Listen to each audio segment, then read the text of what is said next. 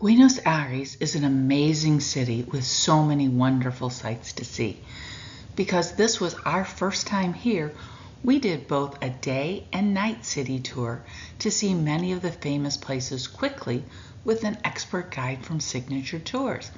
We visited several spots twice. It was fantastic to see these places of interest at different times of the day, and each tour had some unique places as well. Let's get started exploring Buenos Aires. Our first stop was the Plaza de Mayo. Several historical buildings surround the plaza grounds for some spectacular highlights. Anchoring the plaza's eastern edge is the famous Casa Rosada, or the Pink House. It's here where Eva Perón gave her infamous speech as seen in the film Evita. Currently, it serves as the official workplace of the Argentine president. On the plaza's northwestern corner is the Cathedral Metropolitano. Its illuminated exterior at night is a vision to see. Its neoclassical facade was inspired by the Palais Bourbon in Paris and gives the building the appearance of an ancient temple rather than a Catholic church. To see the inside, you must visit during the day. The cathedral itself is a pictorial museum as it contains 14 magnificent original oil paintings on a traditional canvas. The famous Obelisco monument can be seen from the Plaza del Mayo and is the place where Argentinians gather to celebrate. The Cabildo de Buenos Aires is a fantastic sight at night with its blue and teal lighting. The building was once used as the seat of the town council during the colonial era and was the government house of the Viceroyalty of the Rio de Plata. It's now a museum whose exhibits include paintings, artifacts, clothes, and jewelry of the 18th century. The Galleria de Viejo Hotel, or the Gallery of the Old Hotel, its courtyard opens to various commercial artisan workshops for sculptors, collectors, and goldsmiths. The gallery shops were once the rooms of the hotel.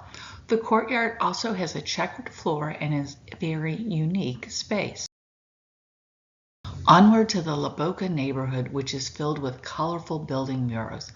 The middle mural seen here, Proyecto Casa Amarilla, by the artist Martin Rohn, depicts a figure of a juggler that represents the challenges, falls, and progression of the Italian immigrants who populated La Boca at the beginning of the 19th century. The two other murals, The Two Girls and the Tango, highlight Argentinian culture and history. The La Boca neighborhood is really known for its blue and gold soccer or football team with its La Bombera Stadium. If the team is in town, enjoy a game. Or if you just want a souvenir, you can purchase a team jersey. But no authentic team shirt can be purchased for less than $100 US. We also spent some time in the El Caminito neighborhood within the La Boca, known for its colorful houses and artwork as well. La Boca's history is deeply intertwined with Italian immigrants who settled this area. These immigrants brought with them a rich cultural heritage that significantly shaped the neighborhood's identity. The colorful houses, known as conventillos, were communal living spaces painted with leftover ship paint. In El Caminito, numerous mannequins hang from the windows of the brightly painted buildings. They add to the festive mood of the neighborhood. On the balcony of the Caminito Tango Bar and Cafe, you will see three famous Argentines. On the left is Diego Maradona, Argentina's all-time best footballer.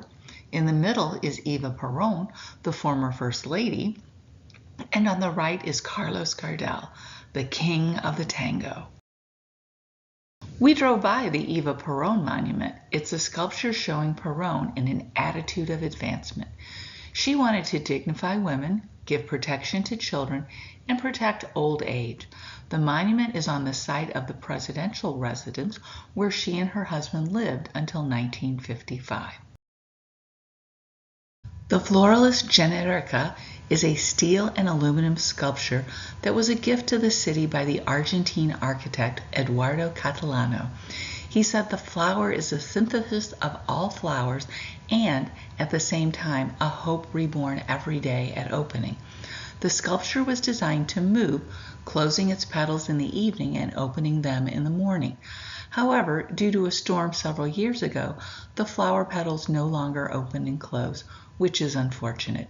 During the day, the flower glistens in the sunlight, but at night it is illuminated and is quite stunning. The Tower of the English is a clock tower that was a gift from the local British community to the city in commemoration of the 100-year anniversary of the May Revolution of 1810. It is a small-scale replica of the Westminster Clock Tower, Big Ben in London. The Basilica of Our Lady of the Pillar Church is one of the most important works of Argentine colonial architecture because it preserves the original Baroque style on the inside. It is the second oldest temple in the city and it's next to the famous Recoleta Cemetery. We visited the interior during the day, which is quite beautiful. The Recoleta Cemetery is where you'll find the grave of Eva Perón and other notable Argentines. We did not walk through the cemetery as both tours only did a quick photo stop. Atop its entry is Rest in Peace. If you want to explore the famous graves in the cemetery, the entrance fee is about $16 US.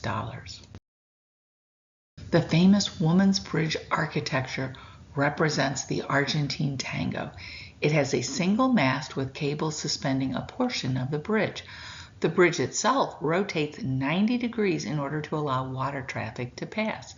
You can also walk across the bridge to get to the Plaza del Mayo. Avenida Corrientes is the home of the world-famous Guerin pizza, which we did not get to enjoy. This led us to a fun fact. The most populous ethnic group in Argentina is not Spanish, it's Italian, and that's why we saw so many local Italian eateries and gelaterias.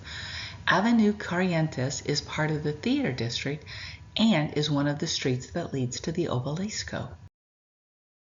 One of the most beloved treats in Argentina is the alfajores, a round ice cake with a center of dulce de leche cream.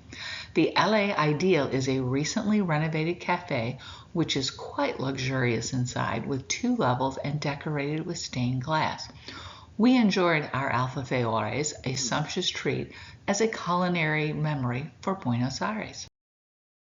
We had a busy first day in Buenos Aires, and we planned for another one for day 2. We started day 2 with a short visit to the Gran Splendid El Ateneo bookstore. El Ateneo was a historic theater that was converted to a bookstore. It's probably the most elegant bookstore that we will ever visit. There are 3 stories of books for sale and a lower level for musical offering. It's a quick 10 to 15 minute stop unless you want to browse for a book, and it's a definite one-of-a-kind experience. For lunch, we walked to Café Tortoni, founded in 1858 by a French immigrant. It's the oldest cafe in Buenos Aires. It's about 4 to 5 blocks west of the Plaza del Mayo, so it's an easy visit from there as well.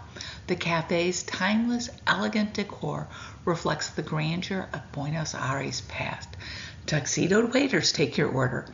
For us, it was Spanish churros and hot chocolate that was a delight.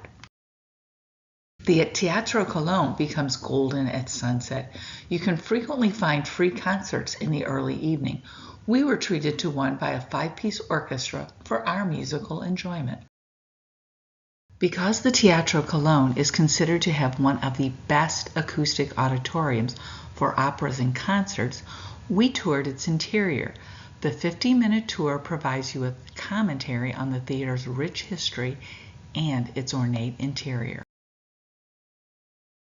When we visited, the lighting crew was designing its lighting program for Aida, and thus the theater's entire auditorium was not well lit. We only got a glimpse of its grandeur when the spotlight was shown on the 2 balcony levels and the main floor.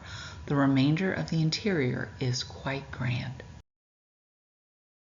No visit to Buenos Aires is complete without a night of tango, whether it's a show or a learn to tango experience. We had an early morning flight to Ushuaia the next day, so we opted for the early show with a dinner at 7 p.m. Dinner in Argentina is typically around 10 p.m. We chose a show that included dinner and transportation to make our logistics easier. The Argentine tango is seductive, and the show also included folk dancing of the Argentine gauchos or ranchers. Dinner was a 3-course meal with a bottle of Argentinian wine. Malbec, of course. Here are some of the other wonderful sights that we saw while we were in Buenos Aires.